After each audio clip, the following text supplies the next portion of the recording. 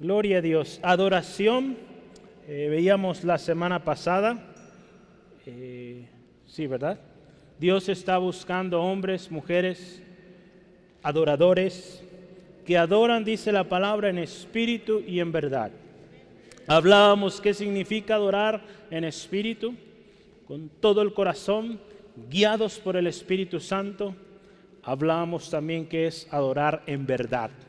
Adorar en verdad es, una manera simple de decirlo, es adorar informados, saber a quién adoramos. Algo tan simple como eso, saber a quién estamos adorando, es necesario cuando alabamos al Señor. Muchas veces cantamos porque todos cantan, pero qué importante que usted y yo conozcamos qué es la verdadera adoración y qué es lo que Dios está buscando.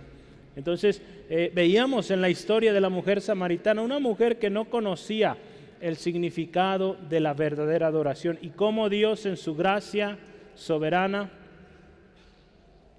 pues le enseñó a esta mujer qué es la verdadera adoración y qué tipo de adoradores Dios busca y de cuáles Dios se agrada. Hablábamos algo muy importante y yo quiero recalcar, hablábamos de que esta mujer recordaba las enseñanzas de sus padres, porque ella dijo, nuestros padres dijeron que en este monte se tiene que adorar. Yo quiero aclarar una cosa, el rol de los padres es súper importante. Entonces, no menospreciamos, claro que no, al contrario, motivamos a que padres, aquí tenemos varios, como abuelitos también, instruyan a sus hijos a adorar a Dios, enseñarles qué es la adoración, qué significa o por qué cantamos en la iglesia. Algo tan simple, ¿verdad? Que un niño nos puede decir, oye, ¿por qué cantamos? ¿Por qué aplaudimos? ¿Por qué levantan sus manos? Usted puede explicarle. ¿Sí, amén? Porque usted sabe qué significa adorar a Dios. ¿Sí?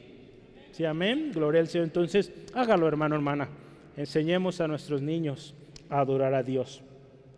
Hoy vamos a hablar de comunión. Una iglesia en comunión. Y yo quiero que me acompañe, por favor, ahí en Hechos. Tenemos un texto central, Hechos 2, 42. Y de ahí vamos a partir. La palabra del Señor dice así, y perseveraban en la doctrina de los apóstoles, en la comunión unos con otros, en el partimiento del pan y en las oraciones. Vamos a leerlo una vez más, todos juntos a la cuenta de 3. 1, 2, 3. Y perseveraban en la doctrina de los apóstoles, en la comunión unos con otros, en el partimiento del pan y en las oraciones. Vamos a orar. Dios, gracias una vez más por tu gracia especial para nosotros. Señor, hoy, una vez más, hemos orado, hemos adorado y ahora, Dios, que nos disponemos a escudriñar tu palabra, Señor, pedimos, háblanos, ministranos. Sabemos que en todo tiempo tú nos estás enseñando, nos estás ministrando, pero ahora que vamos directo a tu palabra, Señor, que tu palabra, Señor, nos ministre. Tú conoces la necesidad de cada uno de los que estamos aquí, el anhelo profundo del corazón. Señor, gracias porque tú satisfaces la verdadera necesidad que hay en cada uno. Señor, pedimos que toda influencia enemiga, todo espíritu que quiera distraer, que quiera robar, lo echamos fuera. No tiene lugar aquí porque este lugar es para honra y gloria tuya, Señor. Señor, y hoy cada uno de nosotros, hijos, hijas tuyas, almas nuevas que nos acompañan, Señor, gracias porque tú tocas, ministras y hay salvación y vida eterna. Te honramos, oh Padre, en el nombre de Jesús. Amén. Gloria a Dios. Gloria a Dios. Hay 4 cosas que usted y yo vemos en este texto que caracterizaban a la primera iglesia. 4 cosas que si ponemos atención deberían ser cosas que hoy también deberíamos tener en la iglesia hoy como fundamentos. Dice número 1, perseveraban en la doctrina de los apóstoles, ¿verdad? Eso dice. La doctrina de los apóstoles, que era pues la enseñanza misma del Señor Jesucristo. Entonces perseveraban en esto. Número 2 dice, en la comunión. Hoy vamos a hablar de comunión.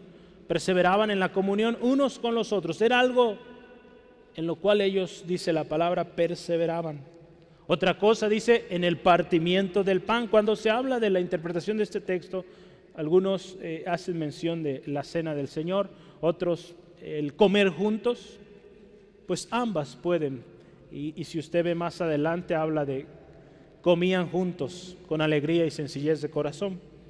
Y dice último también en las oraciones. ¿Verdad? Hace 15 días hablamos de esto, de la oración, y es algo que también en comunión debemos hacer. Usted y yo, hermano, hermana, vivimos en una sociedad individualista. ¿Sí sabe qué significa esto? Todo apunta a ti, al yo. Busca tu felicidad, sé feliz, no importa qué ni quién. Si no estás a gusto con esta persona, busca otra persona y serás feliz.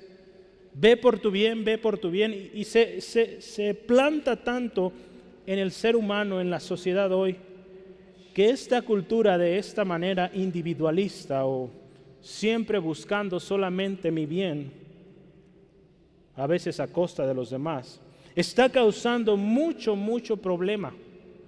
Y tristemente cada vez podemos ver se pierde esa pertenencia, ese amor al grupo, ese amor a la comunidad, ese amor a la misma familia, ¿verdad?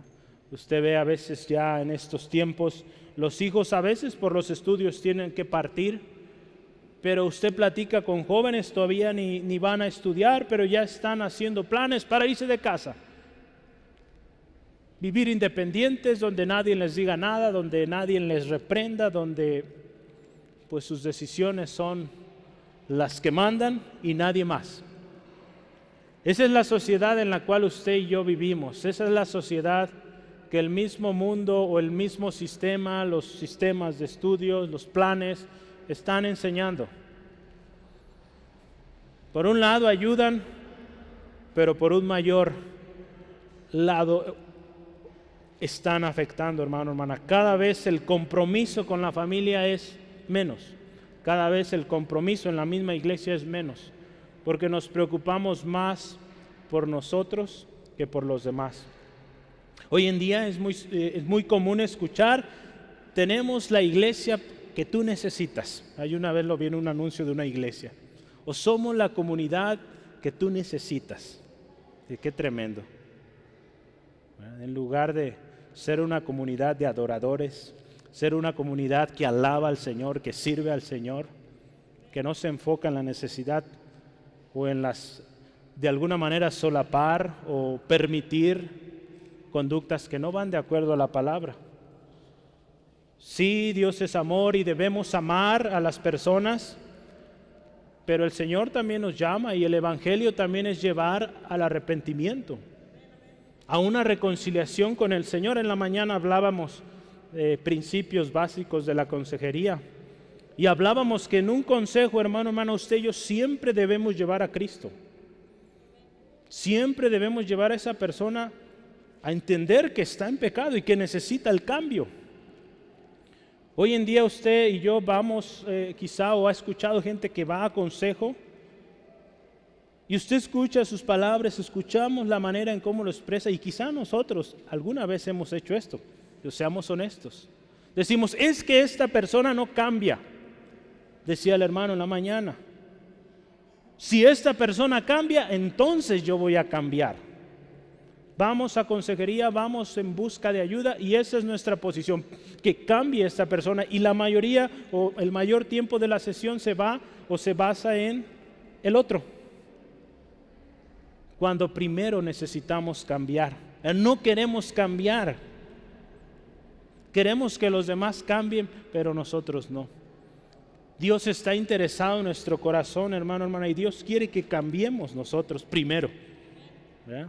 Dios va a cambiar a aquella persona, pero nosotros, si queremos realmente la ayuda de Dios, primero necesitamos nosotros. Es triste, pero por eso muchas veces la gente va en busca de otro consejo, porque viene a nosotros, le presentamos la palabra, le decimos lo que dice el Señor, y pues no. Eso requiere un cambio en mí, por lo tanto, no, yo quiero que cambie la otra persona. A veces esa es nuestra posición. Entonces, hermano, hermana, el cambio verdadero va a empezar en nosotros. Pero fíjese, yo quiero recordarle, hace algunas semanas yo mencionaba esto y el CEO o el, digamos, presidente internacional de donde yo trabajo, él escribió un libro, él es cristiano y ha dicho estas 3 prioridades en la vida y a mí me gusta mucho y creo que está muy alineado. Dios primero, familia segundo, trabajo tercero, ¿verdad? Lo hemos dicho, lamentablemente se cambia el orden, ¿no? Pero cuando nosotros ponemos a Dios primero, pues es Dios primero y no yo. Si después, y vemos este orden familia, trabajo, pues no hay un yo. Si no hay familia, si no hay trabajo, el yo sin familia, el yo sin trabajo es alguien que carece de sentido, que se aísla, que vive triste, desolado. Necesitamos de la comunidad. Primeramente necesitamos del Señor, pero también necesitamos familia, necesitamos trabajo, ¿verdad? Sí, amén. Necesitamos de los demás, hermano, hermana. Por naturaleza, Dios nos hizo hombres, mujeres relacionales. Nos necesitamos relacionar con los demás. No podemos vivir aislados. Usted ha visto quizá programas documentales de hombres que hacen este experimento de irse a una selva o a una isla solos. Qué tremendo, ¿verdad? Algunos vuelven trastornados de su misma mente porque no es posible vivir solo. Dios nos hizo para vivir en comunión. Desde que Dios creó al hombre, Dios lo creó para formar familia. No es bueno que esté el hombre solo. Le dio una mujer y les encomendó: hagan familia, multiplíquense. Si usted y yo seguimos en la Biblia, Dios llamó a un pueblo, Dios llamó a Israel. Si vemos la obra de nuestro Señor Jesucristo, Cristo vino y murió para salvación de muchos, no de solo una persona. Si hablamos de la iglesia, Cristo vino y formó un cuerpo, una familia. Entonces fíjese, en todo, un cuerpo, una familia, una comunidad. Hoy estamos hablando de comunión, comunidad, son palabras muy asociadas. A lo largo de la historia, si usted ve, cuando Dios hablaba a los hombres, profetas, diferentes hombres a lo largo de la historia, en la Biblia, usted ve, Dios les hablaba, sí, muchos de ellos personalmente, pero el llamado primordial era servir a los demás. Si era un rey, pues servir al pueblo. Si era un profeta, dar un mensaje al pueblo. Siempre había ese sentido de que lo que tú haces es para beneficio de los demás antes que para ti. Es por eso que Dios también ha dado ministerios, dones en la iglesia para que sirvamos a los demás. Y cuando usted sirve con amor, pues va a haber alguien del otro lado que también le va a servir a usted con ese mismo amor. Entonces, por eso se necesita la comunión, hermano, hermana. Yo quiero que meditemos en 3 preguntas. Todavía estamos en introducción. Yo quiero formar ahí un concepto, una introducción para usted, para entrar luego a los ejemplos. Pero hay un autor, un pastor llamado Joseph Hellerman. Él escribió un libro que se llama así: Cuando la iglesia era una familia. El lema dice: recuperando la visión de Jesús para una auténtica comunidad cristiana. Este hermano analiza ahí 3 preguntas básicas en la vida. Y usted me va a ayudar a meditar y pensarlas. Y quizá algunas de estas usted ya las tomó, pero medítelas. La primera pregunta: ¿qué voy a hacer con mi vida? Es una de las preguntas que todos tenemos. Yo creo desde niño, ¿verdad? Se le pregunta: oye, mija, ¿qué quieres ser de grande? Es una de las primeras preguntas en el ser humano. ¿Qué voy a hacer? ¿A qué me voy a dedicar? En otras palabras, ¿cuál será mi vocación? Una segunda pregunta también muy importante: ¿con quién me voy a casar? ¿Con quién voy a pasar, digamos, la mayoría de mis días? ¿Ya? Es una decisión importante, las relaciones, ¿con quién me voy a relacionar? Otra pregunta número 3 importante, ¿dónde voy a vivir? Es una pregunta que todos en algún momento de nuestra vida nos hemos hecho o nos estamos haciendo. La pregunta importante aquí es, ¿en cuáles de estas preguntas hemos considerado a Dios? ¿En cuáles de estas ya decisiones que hemos considerado al Señor? ¿Y estas decisiones que hemos tomado están basadas en la voluntad de Dios o en satisfacer esa vida individualista, esa vida de que pues esto es lo mejor para mí? A veces, o la mayoría de veces, nuestras decisiones están basadas en lo que es mejor para mí. Algo muy interesante que usted puede ver en el pasado. En este libro el hermano platica un poquito de la historia de Israel o de las tribus de Israel. Era muy distinta la manera en cómo ellos veían la vida. Si hablábamos, por ejemplo, de la primera pregunta, la vocación, nacía un niño hijo de un carpintero, pues ¿qué iba a ser ese niño? Un carpintero. ¿Sí? ¿Sí? Nacía un niño en la tribu de Leví, ¿con quién se iba a casar? Pues con una señorita de la tribu de Leví. Hasta ahí. Un joven iba creciendo, formando familia. ¿Dónde iba a vivir? Pues en las tierras que le habían sido dadas a su padre. Lo que su padre le iba a heredar, lo que su padre había adquirido junto como familia. Había un sentido de familia, de pertenencia tremendo en todos los aspectos de la vida, ¿verdad? La vocación, ¿verdad? Podríamos decir, es que hoy pues tenemos la libertad de pues escoger, ¿por qué tiene que ser mi hijo carpintero si yo soy carpintero? Bueno, estamos hablando de un ejemplo y cómo en todas las decisiones de la vida había esa importancia de la familia, importancia de la comunidad. Hoy en día, con tanta libertad que se nos ha dado, es bueno que usted también motive a sus hijos a buscar esa vocación, para que no tenga que hacer lo que usted o lo que usted se dedica, pero que enseñe a su hijo la importancia de la familia, la importancia de vivir en comunión. Pero hoy en día muchos de nosotros hemos vivido separación, no solo física, ¿no? Sino también ya, aun cuando los medios existen para comunicarnos, ya no platicamos con nuestra familia, no tenemos tiempos de comunión. Y es por esta cultura individualista, hermano, hermana, que nos preocupamos más por nosotros mismos que por los demás. En el pasado no era así. Quizá forzado, ¿verdad? Quizá había hijos que no querían ser carpinteros, pero pues nació en una carpintería, agarra el serrucho, ¿verdad? Pero vean la importancia de la familia, de la comunidad. Hoy vamos a considerar una serie de ejemplos, varios ejemplos, ahí usted tiene en sus notas ejemplos o en los títulos, y que caracterizaban a la primera iglesia, hermano, hermana, y de cómo ellos llevaban este modelo de comunión, de comunidad.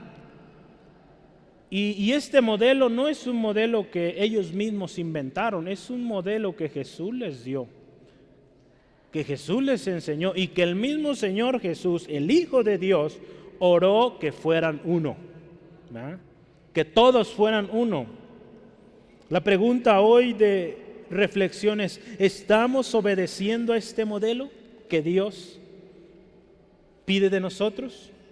Yo quiero que empecemos con el ejemplo de la iglesia primitiva. La iglesia primitiva, ejemplos, ¿verdad? Vamos a ver 3 ejemplos, si el Señor nos permite, de cada uno de los que usted tiene ahí de sus títulos. Entonces tome nota, en algunos serán un poco más rápidos, pero consideremos. Ahí en Hechos 2, 42 al 47, es el primer ejemplo. Ponga ahí, desde el inicio todo tenían en común. Ese es el primer ejemplo. La iglesia primitiva, Hechos 2, 42 al 47. Vamos a leerlo para entender cómo vivían estos primeros hermanos. Dice así, y perseveraban en la doctrina de los apóstoles, en la comunión unos con otros, en la doctrina de los apóstoles, en la comunión unos con otros, en el partimiento del pan y en las oraciones. Y sobrevino temor a toda persona y muchas maravillas señales eran hechas por los apóstoles. Escuche esto, todos los que habían creído estaban juntos y tenían en común todas las cosas y vendían sus propiedades y sus bienes y lo repartían a todos según la necesidad de cada uno. Y perseverando unánimes cada día en el templo y partiendo el pan en las casas, comían juntos con alegría y sencillez de corazón, alabando a Dios y teniendo favor con todo el pueblo. Dice, y el Señor añadía cada día a la iglesia los que habían de ser salvos. Los primeros cristianos compartían muchas cosas, compartían alegrías, tristezas, necesidades, reuniones en el templo, la comida, la alabanza y el testimonio. Dice, todas estas cosas tenían en común. Usted vea el texto. Cuando una iglesia, hermano, hermana, vive de esta manera, en comunión, ¿qué va a pasar? Lo que dice al final, Dios, el Señor, cada día va a añadir los que han de ser salvos. Así. Pero ¿qué pasa? Vivimos peleándonos, vivimos aislándonos, diciendo yo hago lo que quiero, no obedezco, no me someto, no vivo en comunión. Por lo tanto, no somos testimonio, no hay alegría, no hay paz. Y pues ¿qué pasa? No somos testimonio, no estamos dando testimonio de lo que es Cristo en nosotros cuando no vivimos en esa familia. Por eso el Señor nos llama a vivir en comunión este año. Dice, qué hermoso, la importancia de vivir en comunión, de ser uno. Por algo Jesús en su oración de Juan 17, que sean uno. Y usa esta palabra, que todos sean uno. ¿Verdad? No dice que solo los más guapos, no. ¿Verdad? Aquí, gloria a Dios, seríamos todos, ¿verdad? No hay problema, todos somos guapos. ¿Sí, amén? Amén, gloria al Señor, créanlo. Gloria al Señor, fíjense. Entonces, la vida cristiana es una vida en comunidad, no una vida en aislamiento. Pero, ¿qué sucede hoy? ¿Por qué la iglesia no crece? ¿Será que hemos olvidado este principio de vivir en comunión y compartir todas las cosas? Cuando alguien está triste, nos dolemos con él, con ella. Cuando alguien está en necesidad, buscamos la manera de ayudar. O solamente decimos, hermano, estoy contigo, y nos olvidamos. Algo muy interesante en esta primera iglesia y que nos enseña mucho es esto, hermano, hermana, que aún la gente nueva, la gente que venía a la iglesia o venía a esta preciosa comunidad, entraba en este mismo rol de comunión.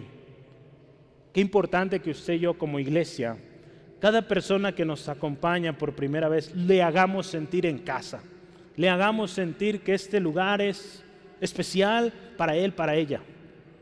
Porque primeramente Dios le ama y también nosotros le amamos, ¿verdad? Sí, amén. Fíjese ahí en Hechos 4:32. Dice, y la multitud de los que habían creído, fíjese, eran de un corazón y un alma.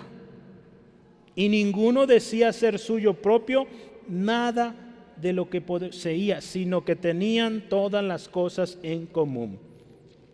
Es el principio, fíjese, un amor a sus hermanos, a sus hermanas, un deseo de ser parte.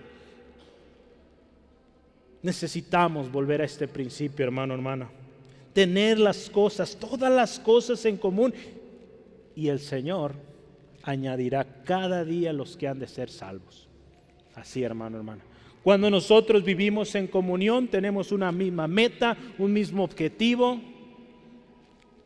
Las cosas se van a dar porque Dios nos llama a vivir en comunión, estar organizados, vivir en ese propósito. Y Dios lo va a hacer, hermano, hermana.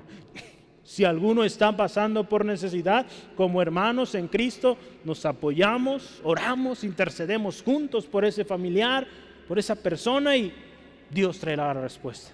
Él añadirá cada día los que han de ser salvos. Por algo el Señor este año nos llama con esa insistencia a vivir en comunión, hermano, hermana. El segundo ejemplo que yo le quiero comentar hoy es que la iglesia primitiva oraba juntos, o oraban juntos. Una de las cosas importantes como iglesia, hermano, hermana, que debemos mostrar comunión es también en la oración. Ahí, Hechos 4, 23 al 31. Hechos 4, 23 al 31. Leámoslo rápidamente. Y dice así la palabra: y puestos en libertad vinieron a los suyos y contaron todo lo que los principales sacerdotes y los ancianos les habían dicho. Y ellos, habiendo oído, alzaron unánimes la voz a Dios y dijeron: soberano Señor, tú eres el Dios que hiciste el cielo y la tierra, el mar y todo lo que en ellos hay, que por boca de David tu siervo dijiste: ¿por qué se amotinan las gentes y los pueblos piensan cosas vanas? Se reunieron los reyes de la tierra y los príncipes se juntaron en uno contra el Señor y contra su Cristo. Porque verdaderamente se unieron en esta ciudad contra tu santo Hijo Jesús, a quien ungiste, Herodes y Poncio Pilato, con los gentiles y el pueblo de Israel, para hacer cuantos tu mano y tu consejo habían antes determinado que sucediera. Y ahora, Señor, mira sus amenazas y concede a tus siervos que con todo denuedo hablen tu palabra, mientras extiendes tu mano para que se hagan sanidades y señales y prodigios mediante el nombre de tu santo Hijo Jesús. Cuando hubieron orado, el lugar en que estaban congregados tembló, y todos fueron llenos del Espíritu Santo y hablaban con denuedo la palabra de Dios.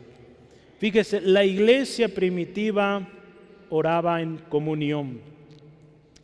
Aquí esta historia se localiza en un momento cuando Juan y Pedro, en particular Pedro, dio un discurso, tuvo la oportunidad de predicar en el pórtico de Salomón, y después de esta predicación son encarcelados. Dice que fueron encarcelados en la cárcel pública, de tal manera que pues fueron limitados de su libertad. Pero gloria a Dios, Dios tenía un propósito en todo esto, y usted puede ver la historia, no hay tiempo para contarla, pero fueron liberados de una manera sorprendente, ¿verdad? Es donde hallamos el texto de que es necesario obedecer a Dios primero antes que los hombres. Ahí está, ¿verdad? Pero fueron liberados de manera tremenda. Pero algo especial fue que en cuanto ellos salieron, ¿cuál fue su próxima acción? Vea, y puestos en libertad, vinieron a los suyos, ¿verdad? Vinieron a los suyos. No dice que fueron primero a bañarse o algo de eso, ¿verdad? Se fueron a los suyos. Gloria al Señor. Fueron primero a su comunión, a su comunidad, a su gente, a su pueblo, a su familia. Próximo acto, dice, alzaron su voz a Dios. Después oraron. Llegaron, les contaron lo que había sucedido, cómo Dios los había liberado de tal manera. Y dice: hermanos, vamos a orar. Y usted vea la oración que ahí ellos se elevan al Señor. ¿Qué pasa cuando oraron? Pues Dios derramó su Espíritu Santo, trajo paz, trajo bendición, y dice, se levantaron y a seguir proclamando el Evangelio. Entonces la oración, hermana, era algo común, algo especial en los primeros cristianos. Era parte que ante cualquier problema, circunstancia, en este caso una primera evidente oposición, fueron prontos al recurso más poderoso y más especial, al arma más especial que tiene el cristiano, la oración. La oración es importantísima, hermano. Orar de manera individual es nuestra responsabilidad. Sí, amén. Tenemos que orar, cada uno, pero orar en comunión o en comunidad también. Orar en familia, orar como ministerios, orar como iglesia. Necesitamos orar, lo hemos estado mencionando mucho estos últimos días. Otro ejemplo, hermana, es que también la iglesia oró por los misioneros. En una ocasión, Pablo y Bernabé están siendo preparados y llega el momento, el Espíritu Santo dice: apártame a Pablo y Bernabé, ¿verdad? Porque es necesario que ellos vayan y prediquen. Pues la iglesia unida oró por los misioneros y adelante, vayan. Ahí puede ver la historia en Hechos 13, 1 al 3. La iglesia oraba en comunión. Este es el segundo ejemplo. La iglesia tiene que orar. Sí, amén. Gloria al Señor. Y el tercer ejemplo, Vamos al tercero de esta primera parte. En la iglesia primitiva resolvieron problemas juntos. ¿Ya? Otro ejemplo, estamos hablando de comunión, ¿verdad? El primer ejemplo que hablamos es todo en común. El segundo ejemplo, oraban juntos. Y ahora el tercer ejemplo, resolvieron problemas juntos. Hechos 6, 1 al 7. Yo quiero que veamos esta historia porque está muy especial y nos enseña de esta resolución de problemas en comunión. Dice así, fíjese, en aquellos días, como crecieron el número de los discípulos, hubo murmuración entre los griegos contra los hebreos de que las viudas de aquellos eran desatendidas en la distribución diaria. Entonces los 12 convocaron a la multitud de los discípulos y les dijeron: no es justo que nosotros dejemos la palabra de Dios para servir a las mesas. Buscad pues, hermanos, de entre vosotros a 7 varones de buen testimonio, llenos del Espíritu Santo y de sabiduría, a quienes encarguemos este trabajo. Y nosotros persistiremos en la oración y en el ministerio de la palabra. Agradó la propuesta a toda la multitud, y eligieron a Esteban, varón lleno de fe y del Espíritu Santo, a Felipe, a Prócoro, a Nicanor, a Timón, a Parmenas y a Nicolás, prosélito de Antioquía, a los cuales presentaron ante los apóstoles, quienes, fíjese, orando, les impusieron las manos. Y crecía la palabra del Señor, y el número de los discípulos se multiplicaba grandemente en Jerusalén. También muchos de los sacerdotes obedecían a la fe. Fíjese qué hermoso esta parte. Se suscitó un problema común, ¿verdad? Conforme va creciendo el grupo, las necesidades crecen. En esta ocasión había problemas en la distribución diaria de alimentos. Había viudas desamparados, y había un equipo de hermanas que apoyaban en llevar la comida, y empezó a haber división entre los griegos y los hebreos. ¿Por qué a ella le llegó primero la despensa y a mí no me llegó? Y cosas como esas. Gracias a Dios aquí no hay eso, ¿verdad? ¿No? Pero hay otros problemas, hay otras dificultades que debemos enfrentar juntos. Este problema tenía que resolverse en comunión, y por lo tanto, fíjese, consultaron a la comunión o a la comunidad de hermanos, hermanas. Dice aquí, los discípulos se reunieron, platicaron, ¿qué vamos a hacer? ¿Estamos descuidando el ministerio? ¿Estamos descuidando la predicación? Y llegaron a una decisión. Hay que buscar 7 hombres llenos del Espíritu Santo, llenos de sabiduría, a quienes les encarguemos este trabajo. Como comunidad tomaron la decisión, se llevó a cabo, se escogieron estos 7 nombres, ya los vio, oraron por ellos. ¿Y qué pasó? Pues el ministerio continuó, y dice la palabra crecía. En el último versículo 7, crecía en la palabra del Señor, y el número de los discípulos se multiplicaba. Cuando aprendemos, hermano, hermana, a llevar nuestros problemas, nuestras dificultades a esta comunidad, que juntos resolvemos, juntos buscamos la solución, guiados, claro está, por el Señor, por su Espíritu, las cosas van a funcionar, se van a resolver y vamos a seguir adelante. La palabra se va a seguir predicando, más gente vendrá a Cristo y gloria al Señor. Seguimos. Los problemas van a crecer, lógicamente, hay más gente, más problemas más grandes, pero gloria al Señor, nuestro Señor es más grande, entonces no hay peligro, ¿verdad? Mientras busquemos la dirección de Él. Ese es el resultado, hermano, hermana, cuando vivimos en comunión. ¿Cuántos les bendice estos 3 ejemplos? Hay muchos más. Cuando lleguemos en nuestra lectura bíblica a Hechos, yo le animo, subraye cada evento, cada muestra de comunión en los discípulos. Hay muchísimas. Yo ayer hacía mi lista y encontré como 10, y seguía y dije, solo 3 porque el tiempo no ajusta. Usted tendrá tiempo en casita de verlo. El libro de los Hechos está lleno. Pero vamos al siguiente tema. el ejemplo de las iglesias del Nuevo Testamento.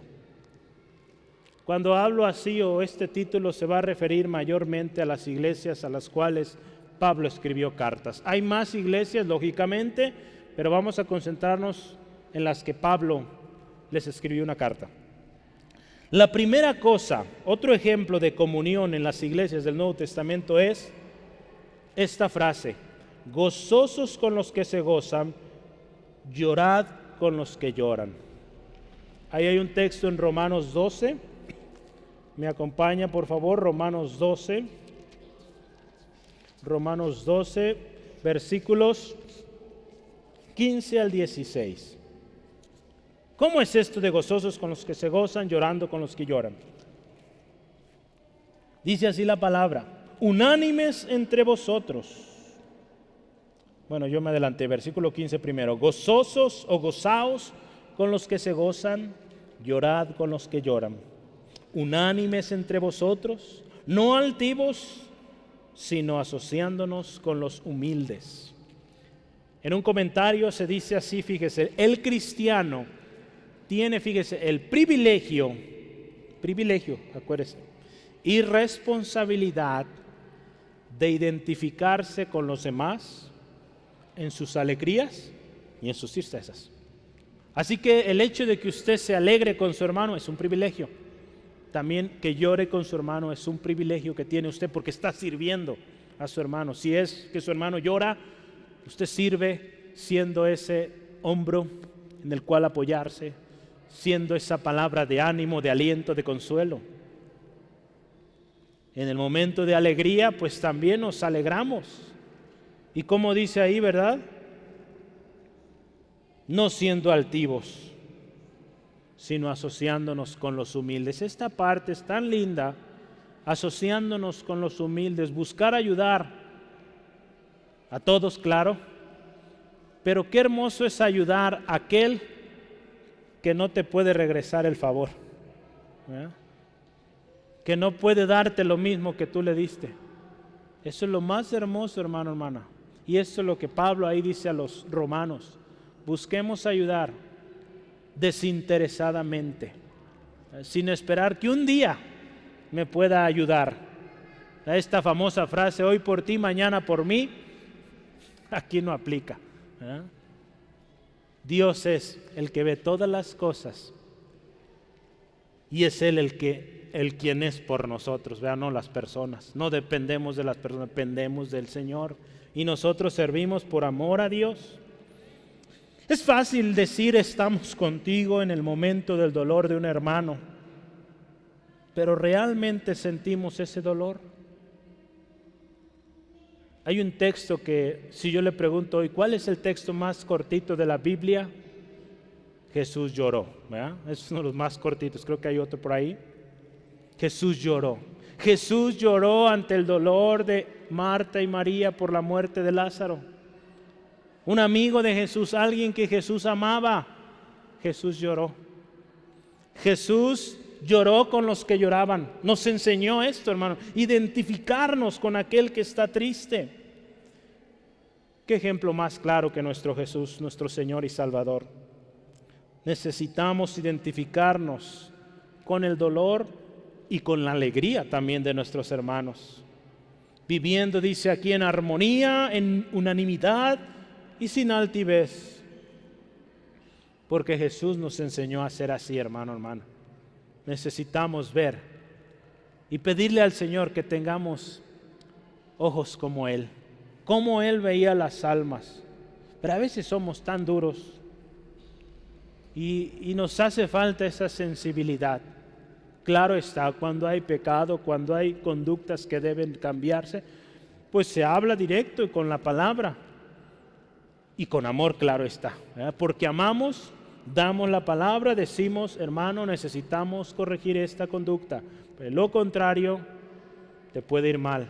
Te amo en el Señor y no quiero que te pierdas, no quiero que sufras. Quizá por experiencia propia lo diremos, ¿verdad? Hemos pasado lo mismo y sabemos que no es buen camino. Entonces somos, acuérdese, una comunidad, somos iglesia, y como iglesia nos apoyamos. Usted quizá, estoy seguro, más bien, de que ha vivido muchas cosas que yo no he vivido, y espero me ayude y comparta su experiencia y podamos pues crecer, y que quizá yo no cometa ese error, o quizá su experiencia me ayude a tomar mejor decisión, ¿verdad? Así, hermano, unos con otros nos aconsejamos, nos apoyamos. Entonces, número 1, gozosos o gozaos con los que se gozan, llorad con los que lloran.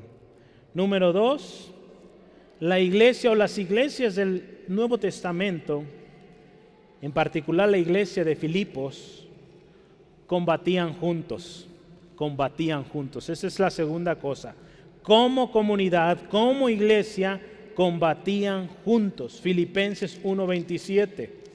Filipenses 1:27 dice así: solamente que os comportéis como es digno del evangelio, para que sea que vaya a veros o que esté ausente, oiga de vosotros, escuche, que estáis firmes en un mismo espíritu, dice, combatiendo unánimes por la fe del evangelio. Fíjese el corazón de Pablo hacia los hermanos en Filipos, un corazón que les amaba tanto y que les decía: hermanos, firmes, adelante, aunque no esté allá, pero quiero oír de ustedes que están en comunión, que están juntos combatiendo en la fe. Pablo, fíjese unos versículos antes, si ve ahí en el versículo 24, dice esta expresión, escuche esto: pero quedar en la carne es más necesario por causa de vosotros. Pablo expresa, si ve todo el texto, él dice que sería mucho mejor ya estar en la presencia del Señor Jesús.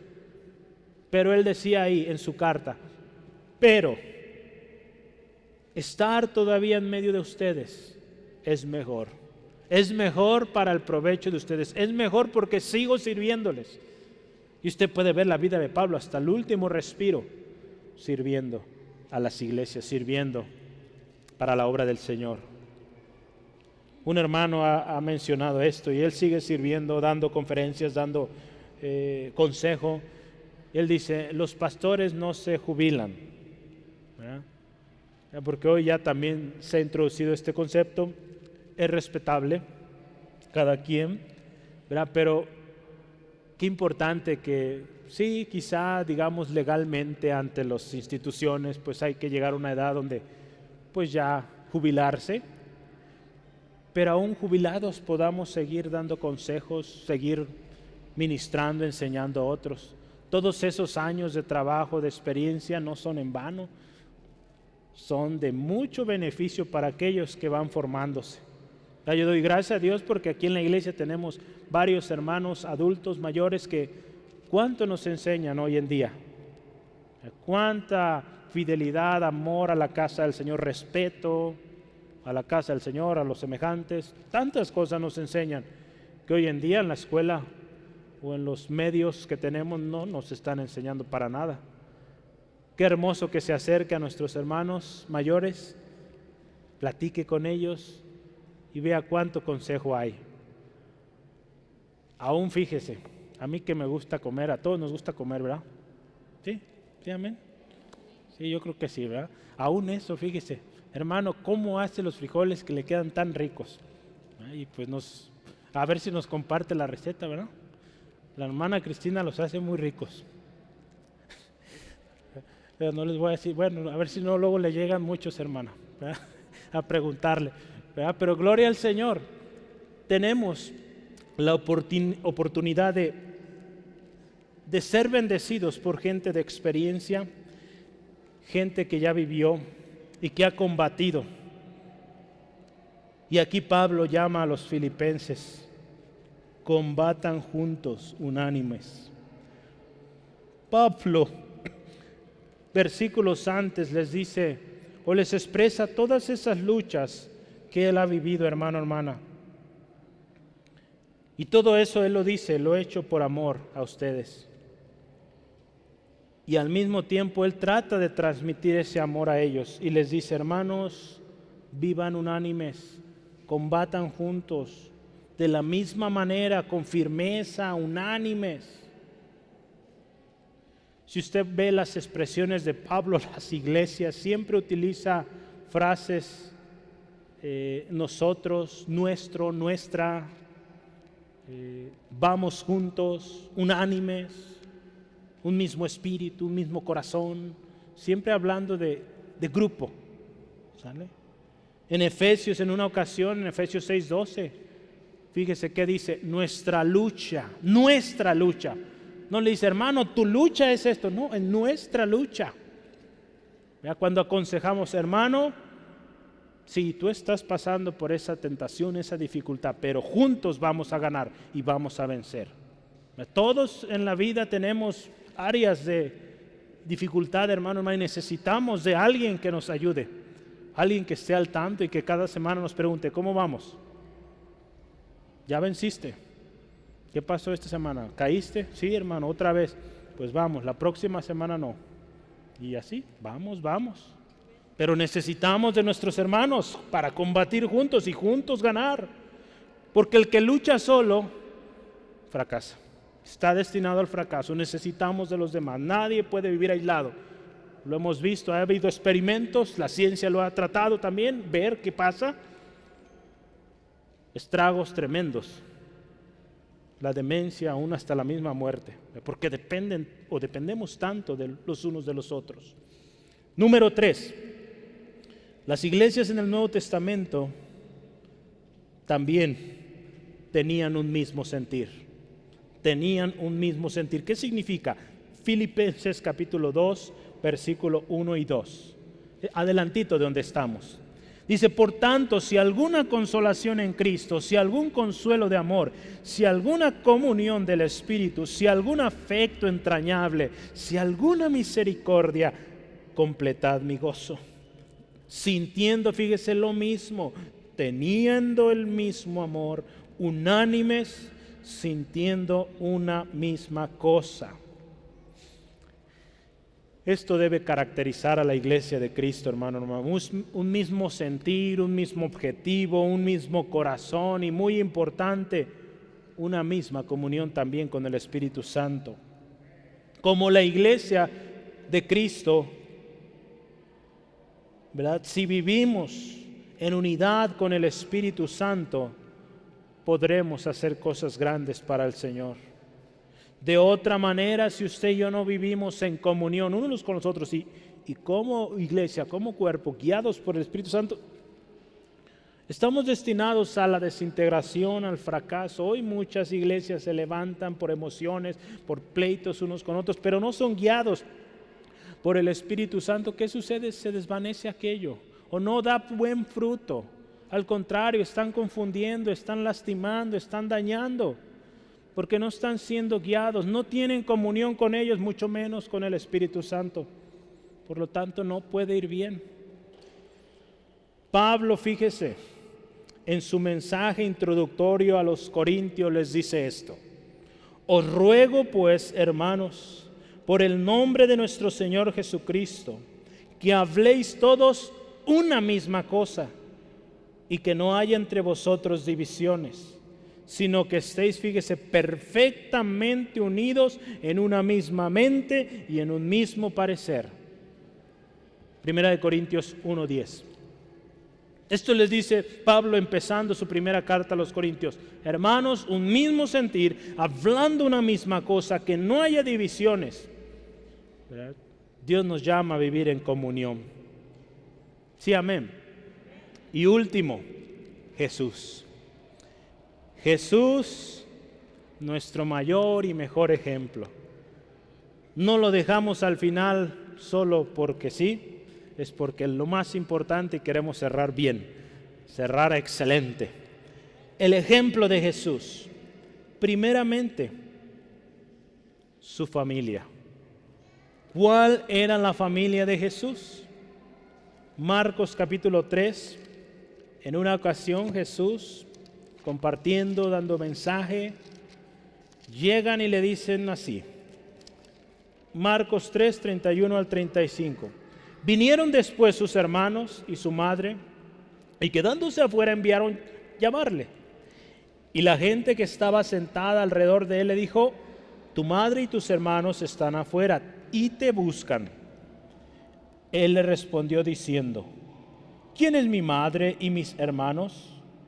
Y mirando a los que estaban sentados alrededor de él, dijo: He aquí mi madre y mis hermanos, porque todo aquel que hace la voluntad de Dios, ese es mi hermano y mi hermana y mi madre. Fíjese cómo Jesús nos enseña esta importancia de la familia en Cristo, los que hacen la voluntad de Dios.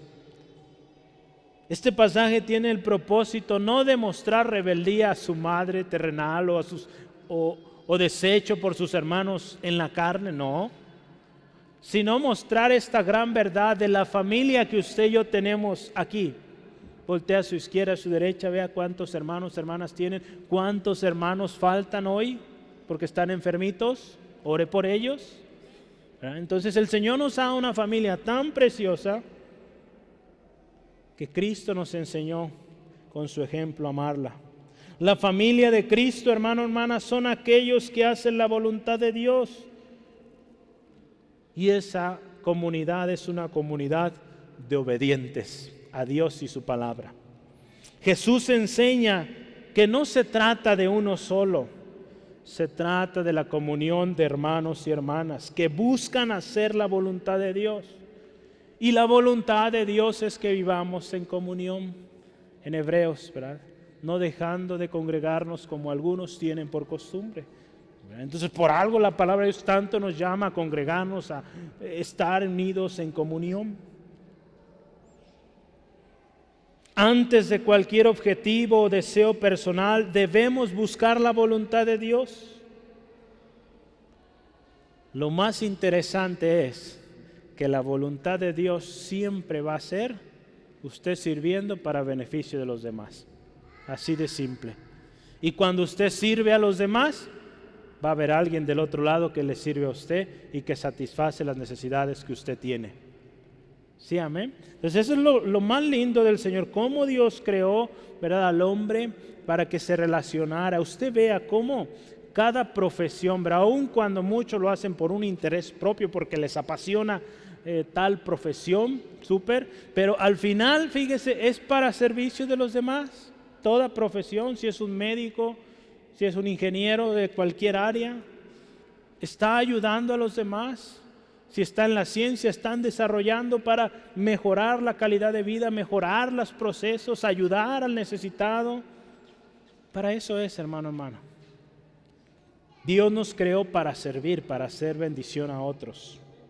Entonces, fíjese, Jesús nos enseñó, número uno, la familia, los que hacen la voluntad de su Padre. Número dos, Jesús, el ejemplo de Jesús. Su enseñanza enfatiza el nosotros. El nosotros. Otra vez, esta segundo ejemplo es que la enseñanza de Jesús enfatiza el nosotros. ¿Qué es esto? Vaya conmigo y vamos a hacer algo. Ponga mucha atención en Mateo 6. Mateo 6, versículos 9 al 13. Ponga atención, yo trataré de elevar la voz en esos puntos, pero vamos a resaltar todas esas partes donde Jesús habla de nosotros, nuestro, nuestra, que hable de nosotros, ¿sale? Jesús resaltó nosotros en su oración. Cuando Él nos está enseñando a orar, resalta esta parte, ir nosotros, nuestro, Padre nuestro. Bueno, vamos a empezar. Mateo 6, 9 al 13. ¿Ya lo tiene? Gloria a Dios. Vamos. Vosotros pues, ya empezamos. Vosotros pues, oraréis así: Padre nuestro que estás en los cielos, santificado sea tu nombre. Venga tu reino. Hágase tu voluntad como en el cielo, así también en la tierra. El pan nuestro, dánoslo hoy. De cada día, dánoslo hoy. Y perdónanos nuestras deudas, como también nosotros perdonamos a nuestros deudores. Y no nos metas en tentación, mas líbranos del mal, porque tuyo es el reino y el poder y la gloria por todos los siglos. Amén. Fíjese, cuántas veces nosotros hablamos, fíjese, Padre nuestro, el pan nuestro, dánoslo. No dice dame, no, dánoslo. Perdónanos, perdona nuestras deudas. ¿Ah?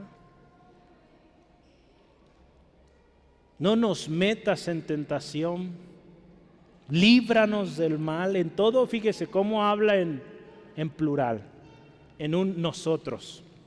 Todos ofendemos al Señor, hermano, hermana. Qué hermoso que cuando vayamos al Señor, Señor, perdónanos. Usted vea la historia de Nehemías, la historia de esos hombres que Dios usó en la restauración del pueblo de Israel. Iban con un clamor: Señor, hemos pecado. Nuestros padres, nuestros hijos han ofendidote, perdónanos. Siempre así, hermano. Señor, perdónanos, ayúdanos, ten misericordia de nosotros. Yo quisiera que meditemos esto y le invito, hágalo. Y creo que tendremos que cambiar la manera en cómo estamos orando, ¿verdad? Señor, te necesitamos. En lugar de siempre solo para mí, solo para mí. Este modelo de oración lo vemos también en el Antiguo Testamento, y lo interesante es que siempre las oraciones de estos grandes hombres, héroes de la fe, siempre iba involucrado el bien de los demás. Siempre hacían referencia a nosotros y no al yo. Necesitamos poner atención a lo que Jesús nos enseña y comenzar a orar de esta manera, ¿no? Jesús nos enseñó el nosotros, ¿no? Y número 3 y último de esta sección, la oración de Jesús fue para que todos sean uno. La oración de Jesús fue para que todos sean uno. Juan 17, por favor, acompáñeme. Este es el último texto. En la conclusión tenemos uno para finalizar, pero este es el último de esta sección. Juan 17, versículos 21 al 23. Dice así la palabra del Señor: para que todos, fíjese, sean uno, como tú, oh Padre, en mí y yo en ti, que también ellos sean uno en nosotros, para que el mundo crea que tú me enviaste. Fíjese, la gloria que me diste yo les he dado, para que sean uno, así como nosotros somos uno. Yo en ellos y tú en mí, para que sean perfectos en unidad, para que el mundo conozca que tú me enviaste y que los has amado a ellos como también a mí me has amado. Jesús, nuestro gran intercesor, oró que seamos uno, hermano, hermana. Dice ahí, para que todos sean uno. No da excepciones, todos. Y cuando todos son unos, el mundo va a creer. Vea el texto, ahí dice. El mundo va a creer cuando vivimos en esa unidad del Espíritu que el Señor nos llama. Y fíjese otra cosa, la gloria que Dios nos da es para que seamos uno. Si el Señor le ha dado una gloria, algo especial, una habilidad, es para que lo use en beneficio de ese cuerpo, de esa comunidad, y seamos uno. ¿No se goza, hermano, hermana, cómo Dios todo lo orquestó de tal manera que vivamos en esa unidad y dependamos los unos de los otros? En el versículo 23, nuestra perfección depende de la unidad. Dice, para que sean perfectos en unidad. Entonces, vamos a llegar a esa perfección, como dice la palabra, la estatura del varón perfecto, unidos. Solos no. Necesitamos la comunión, no hay opción. Si queremos ver las almas venir a Cristo, si queremos ver la gloria de Dios, si queremos que cada día sea mejor, necesitamos vivir en comunión. La unidad de Cristo con el Padre y el Espíritu Santo son un claro ejemplo de concordia, de acuerdo, de comunión, de perfección. Por eso Dios nos llama a vivir en unidad. Jesús nos enseñó con su ejemplo, con su vida a vivir en comunión. La pregunta hoy es, ¿qué vamos a hacer? ¿Vamos a vivir en esa comunión o vamos a seguir aislándonos? Yo espero que su decisión sea vivir en comunión y ser parte de lo que Dios está haciendo en este lugar, en esta generación. Y el Señor, en su gracia, le tiene aquí. No busque hacer lo que quiere, busque hacer la voluntad del Señor. Y le va a ir bien. Va a ser usado por Dios, va a ser levantado por el Señor. Sí, amén. Créalo, hermano, hermana, y Dios lo hará. Yo quiero terminar con un pasaje, está en el mismo capítulo, Efesios 4, esta es la conclusión. Efesios 4, versículos 1 al 7, y después vamos a leer el 11 al 13. Vamos a leerlo, Efesios 4, versículos 1 al 7. Pablo está hablando a los efesios, pero veamos esta palabra. Hablamos hoy de muchos ejemplos, este es otro, los efesios. Yo pues, preso en el Señor, os ruego que andéis como es digno de la vocación con que fuiste llamados, con toda humildad y mansedumbre, soportándonos con paciencia los unos a los otros en amor, solícitos en guardar la unidad del Espíritu en el vínculo de la paz. Un cuerpo y un espíritu, como fuiste también llamados a una misma esperanza de vuestra vocación. Un Señor, una fe, un bautismo, un Dios y Padre de todos, el cual es sobre todos y por todos y en todos. Pero a cada uno de nosotros fue dada la gracia conforme a la medida del don de Cristo. Vamos a leer los versículos 11 al 13. Y Él mismo constituyó a unos apóstoles, a otros profetas, a otros evangelistas, a otros pastores y maestros, a fin de perfeccionar a los santos para la obra del ministerio, para la edificación del cuerpo. Fíjese esto, hasta que todos lleguemos a la unidad de la fe y del conocimiento del Hijo de Dios, a un varón perfecto, a la medida de la estatura de la plenitud de Cristo. Fíjese qué hermoso final. Tenemos una vocación como cristianos. Necesitamos ejercerla en unidad con el cuerpo. Todos tenemos un don, un ministerio más. Necesitamos esforzarnos por guardar esa unidad. Tenemos un Señor, Jesucristo. Tenemos una fe y esta es en Jesucristo, nuestro Salvador y Redentor, un bautismo, un Dios, un fe, pero un Padre. A cada uno se nos ha dado un ministerio y una función en la iglesia, hermano, hermana. Es importante primeramente conocerlo y comenzar a ejercerlo. Y dice aquí, para edificación de la iglesia. Esto nos va a llevar a que todos, hermano, hermana, lleguemos, dice ahí, a la estatura del varón perfecto. Si usted y yo estamos involucrados sirviendo al Señor, créame, vamos a llegar a la meta final. Y podremos decir delante del Señor, he peleado la buena batalla. ¿Verdad? Porque al final, en el juicio final, cada uno seremos juzgados. Si usted llegó a la presencia del Señor, cuando estuvo aquí, vivió en comunión, sirviendo al Señor, siendo parte de la familia del Señor, siendo parte del ministerio, cuando llegue allá a la presencia del Señor, usted con el Señor podrá decir, he peleado, ¿verdad? Porque definitivamente cumplió su ministerio, cumplió la función que Dios le dio en la iglesia.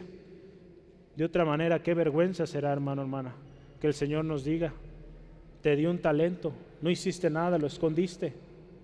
Por lo tanto, allá es su lugar. No en la gloria, con los redimidos, con la comunidad en la que debiste haber estado, en el infierno. Qué tremendo será, hermano, hermana. Mejor vivamos en comunión y sirvamos los unos a los otros. Recordemos que el vivir en comunión resultará en que otros vengan a Cristo. Acuérdese, el Señor añadía cada día a los que habían de ser salvos. Necesitamos un cambio. Necesitamos comenzar a vivir en comunión. recordemos que Cristo viene por su iglesia, una comunidad de redimidos que viven en armonía. ¿Sí? Vamos a orar. Por favor, ahí donde está, cierre sus ojos y oremos. Padre, gracias por tu palabra hoy. Gracias, Dios, por este llamado que nos das a vivir en comunión. Gracias, Dios, por la oportunidad que nos das de escudriñar y conocer tu voluntad. Tú hoy nos dices que seamos uno, que vivamos en unidad, que vivamos en armonía, siendo parte del cuerpo, siendo parte del ministerio como iglesia. Señor, en este día también, si en nosotros ha habido un corazón egoísta, viendo solamente que se haga lo que nosotros queremos, si hemos vivido buscando nuestro beneficio por encima del cuerpo de Cristo, de nuestros hermanos, perdónanos, Dios. Si hemos pensado y aún hemos dicho que no se necesita de la iglesia para ser cristianos, Señor, perdónanos, porque eso no nos enseñaste. Tú nos enseñaste a vivir en comunión. Señor, perdónanos. Yo le invito, hermano, hermana, hoy vamos a participar de la cena del Señor y necesitamos estar a cuentas. Hoy vamos a participar todos aquellos que hemos aceptado al Señor Jesucristo, y que usted es miembro de la familia de Dios, tiene que participar. No hay excepción, y si hay cosas que corregir, ahora es el tiempo de estar a cuentas.